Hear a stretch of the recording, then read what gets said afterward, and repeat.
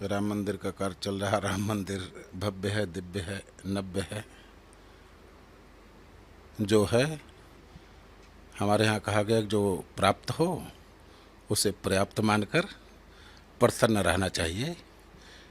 ये जीवन जीने का एक तरीका है। तो भव्य है, दिव्य है, नव्य है और विराट की परिकल्पना थी और विराट होना चाहिए था।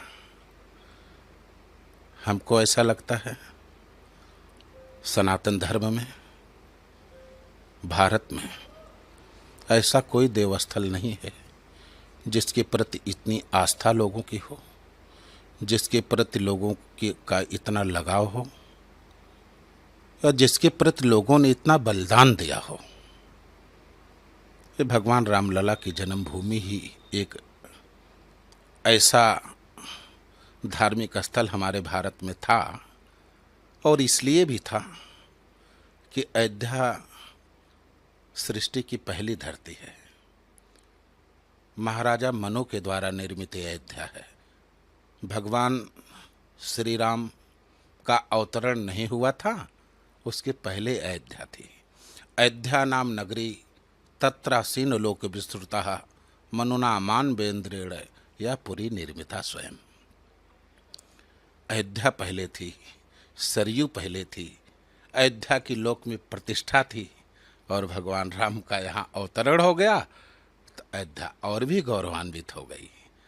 तो उस अनुरूप तो इसकी विराटता और ही होनी चाहिए थी, क्योंकि जिस हिसाब से लोगों ने अनुदान दिया है, जिस हिसाब से लोगों ने समर्पण किया है, जिस हिसाब से लोगों ने दान किया है, जिस हिसाब से लोगों ने सहयोग किया है, जितना बड़ा मंदिर बन रहा है ऐसे मंदिर हमारे भारत में बहुत हैं।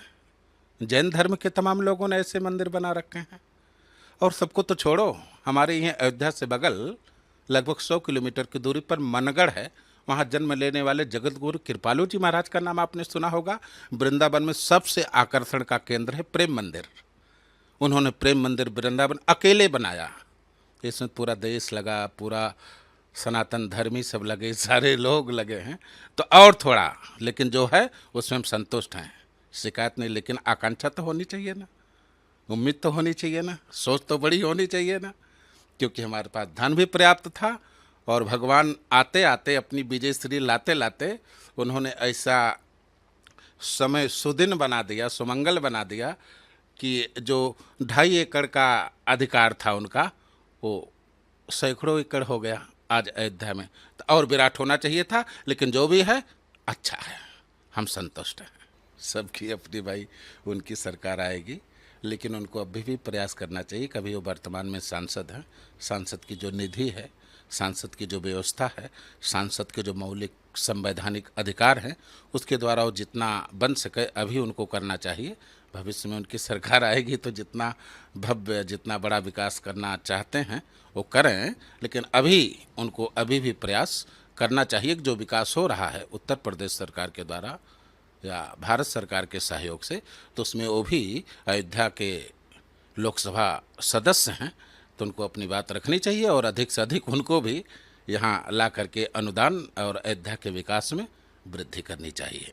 और आगे भविष्य में जब उनकी सरकार बनेगी तो जैसा करना चाहेंगे करेंगे, वर्तमान में भी वो करें, ऐसी हमारी आकांक्षा और सुझाव है। तो क्या आपको क्या लगता है कि वो काम नहीं कर नहीं, कर ही रहे हैं, कर ही रहे हैं, लेकिन जो भविष्य की बात, मैं भविष्य की बात पर बहुत ज़्यादा विश्वास नहीं करता हूँ। हम 2047 के सपने से केवल संतुष्ट नहीं हैं, हमको 2025 भी अच्छा चाहिए, 2026 भी अच्छा चाहिए, 2027 भी। आज हमारा अच्छा होगा तो कल अपने आप अच्छा हो जाएगा। तो इसलिए उनको इसमें प्रयास करना चाहिए। उनको किसी पर, वो वर्तमान में लोकसभा सदस्य हैं तो उनका जो अपना अधिकार है उस अधिकार के अनुरूप वो अपना काम करें। अब सबके अपने अपने विचार हैं। और आज तो प्राण प्रतिष्ठा रामलला की नहीं हुई, आज राम दरबार की स्थापना हुई। वैसे तो यदि देखा जाए तो ये उसकी भव्यता में एक व्यवस्था है, एक झांकी है। जिस भव्यता की बात आपने पहले ही आपने प्रश्न किया, उस भव्यता की एक झांकी है राम दरबार, जो भी वहाँ सब उस जन्मभूमि की भव्यता के लिए मूलतः वहाँ केवल रामलला का स्थान है। बाकी राजगद्दी अलग है, दशरथ महल अलग है, कौशल्या भवन अलग है, लक्ष्मण किला अलग है, भरत जी का स्थान अलग है, शत्रुघ्न जी का स्थान अलग है। सभी के स्थान यहाँ अलग अलग पहले से बनाए गए हैं। हमारा जो प्रकल्प है, हम जिस पर लगे हुए हैं, वो मात्र राम जन्मभूमि मंदिर निर्माण का था।